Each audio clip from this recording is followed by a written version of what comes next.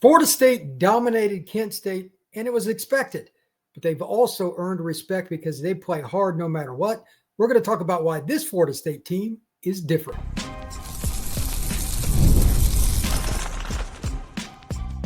You are Locked On Seminoles, your daily podcast on the Florida State Seminoles. Part of the Locked On Podcast Network, your team every day. Welcome back to Locked On Seminoles. I am your host, Brian Smith, longtime college football recruiting analyst. Thank you for making Locked On Seminoles a part of your day, each and every day, here on the Locked On Podcast Network. And we're brought to you by our friends over at FanDuel. Right now, new customers that can bet $5 and win, they get $300 in bonus bets to use across FanDuel's app or on the website. We're going to be talking about how Florida State takes no prisoners no matter what, and why that makes a difference long term. If you take nothing else from this podcast, note that. It is hard to get college kids ready every single week, and it seems like I'm talking about that all the time, and that's a good thing. But from the get-go, offensively, defensively, special teams, Florida State plays hard. They're locked in and focused. They just played Kent State, one of the worst teams in Division I. Didn't matter. They had attention to detail. They had the ability to stay focused all the way through. 35 points in the first quarter. It could have been easy to just lay off the gas pedal, play it easy the rest of the game. They didn't do that. Florida State took it to Kent State all the way through. Backups included, walk-ons included. If you don't respect that, especially those that are future opponents, you'll find out when you're on the wrong side of the loss column when you play the Noles. Now, I want to talk about a few things that I'm going to be going over here. Just going to do a short pod, just my overall thoughts as I went back through some film, looked at stats, and just listened to some of the press conferences from today. And then tomorrow we'll have a grander overview of the game and kind of start going into this is a short week, by the way. The Virginia game's on Friday night. Keep that in mind. We're going to dive into Virginia, statistics and thoughts on them. They can score. They've got a really good passing offense and why that's important. At the end, how they're going to defend it, it's going to be important for the Noles and linebackers. If they don't do a good job, it's going to be hard to consistently slow down a very good passing team in the Virginia Cavaliers. But we're also going to talk about how Virginia and everybody else in Noles play. If you're not careful, the ball's going over your head or it's going around end. They are hitting big plays at a clip that even some of the great teams under Bowden or some of the great teams under Jimbo couldn't even do. The special plays are just insane. Florida State is an absolute offensive juggernaut. But I start with the most important thing here again. It's just the effort. It's just the effort. Florida State cares on every play. Maybe it's that I'm so in tune with this because last year I harped on how poor Florida State was to begin a game, how poor Florida State was when they had the opportunity to make big plays. And then what happened? What happened? They would let it slip through their fingers. They'd get down on themselves. And then on top of that, the other problem they would have, they would get lackadaisical. Then the other team would flip the script. You might have an opportunity to score. You'd let it slide through or have a chance to get a sack. Guy gets away. Florida State just couldn't get over the top. They flipped that script 180 degrees. It is awesome to watch. And I'm here for it. Florida State needs the opportunity to do that every week. And it should be a little bit easier in terms of a mental focus, honestly, because now you're in conference play. The only game they have the rest of the season against anybody that's not any good, well, is who? They're still conference games like Wake Forest, okay, but you're still playing D1 teams in your league. They should be pretty motivated to stomp some teams to try to get in the playoff. And Florida State has a chance when they go play Miami and Doak couple of weeks. If they play well against Virginia this week, it's going to be a top 5 matchup. Just think about that for a second. That's fun.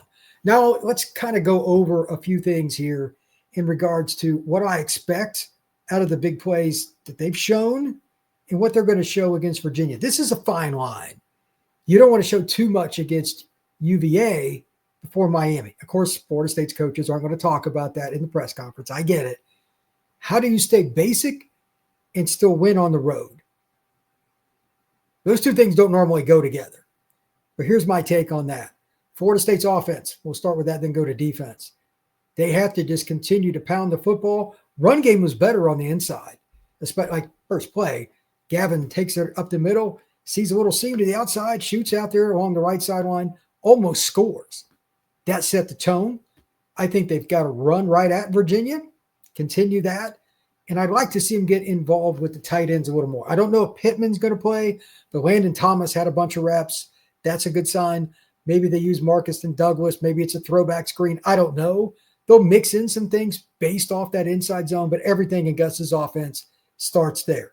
As long as that run game continues, even if it's just gradually to get better, they can beat anybody, even Miami, by running the ball on the inside. Secondarily, it's amazing the difference 1 year makes. Tommy is a very good deep ball thrower. He's one of the best in the country, maybe the best. So again, if you run the ball on the inside, which sets up Gus's offense, like the passing game, I know they're throwing posts and just deep routes, but I wouldn't be surprised if we start seeing more stuff across the field too, just to mix it up. Will it be against UVA? I doubt it. I think it's more likely to be against Miami, different mesh concepts, stuff they haven't shown. I really don't know, but you're going to see some of that. Against UVA, I still think it'll be pretty straightforward because I don't think they have the players to cover Florida State's. This is a simply, my guy is better than your guy scenario outside the numbers, and probably their linebackers. This could be a game that Landon Thomas absolutely goes off, or any other, maybe Marcus and Douglas has a 40-yard seam route.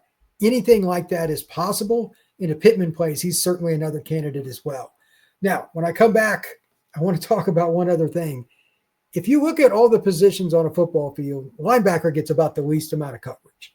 It's arguably the most difficult spot to play in today's game because of RPOs.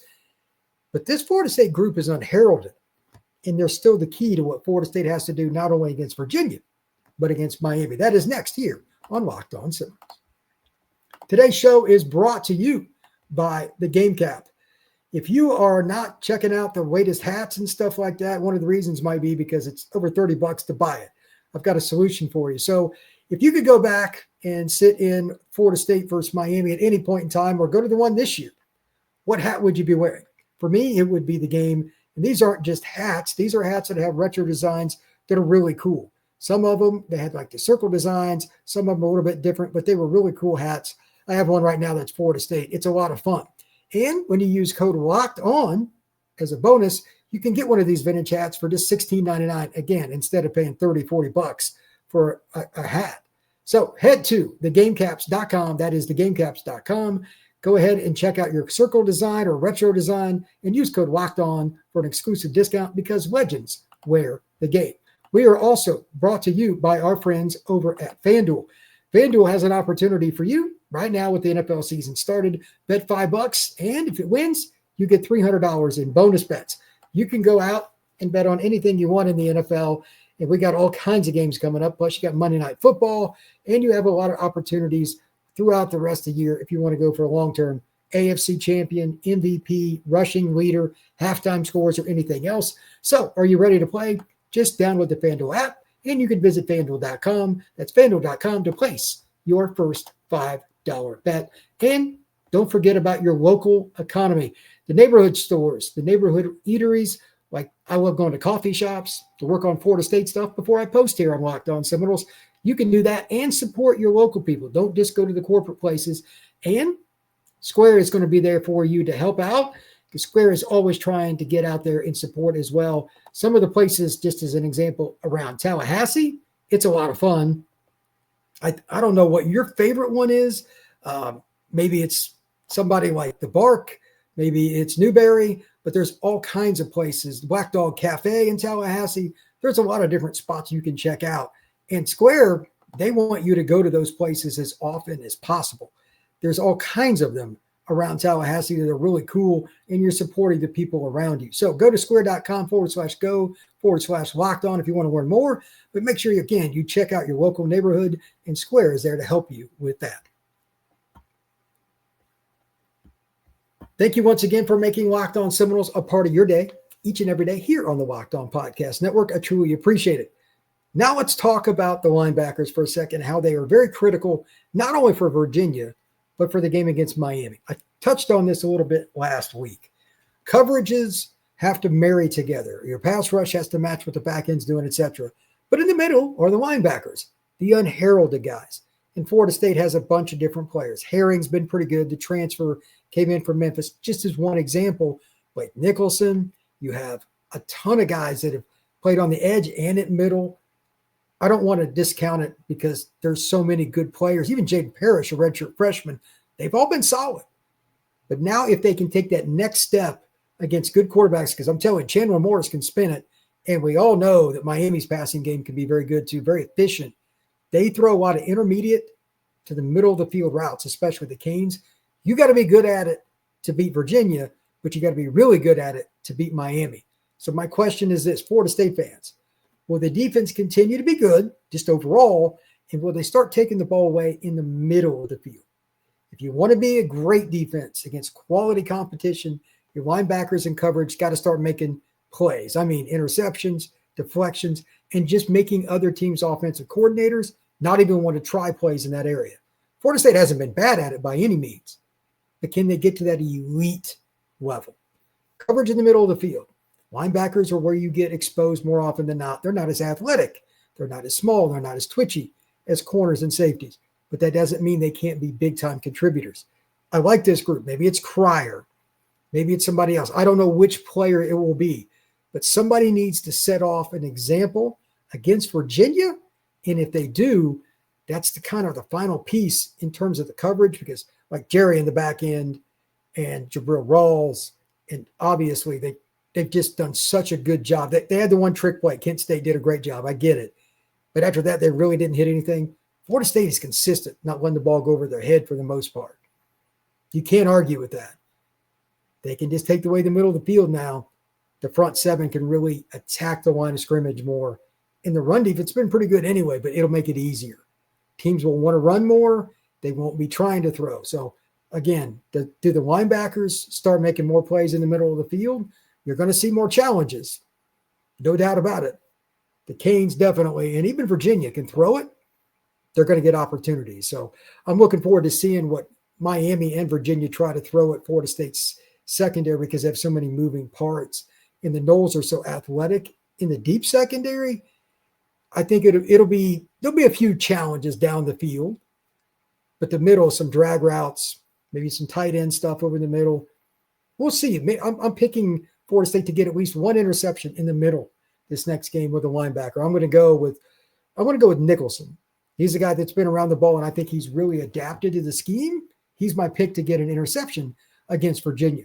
Thank you very much for checking out this podcast today. We'll have a full show Monday through Thursday. We'll have our picks in on Friday for the game and just kind of what I expect. We're going to break down a little bit of the numbers in terms of the snap counts, what Florida State's trying to do in terms of balancing their young guys getting on the field, keeping some of the older, more experienced players rested, but getting enough work.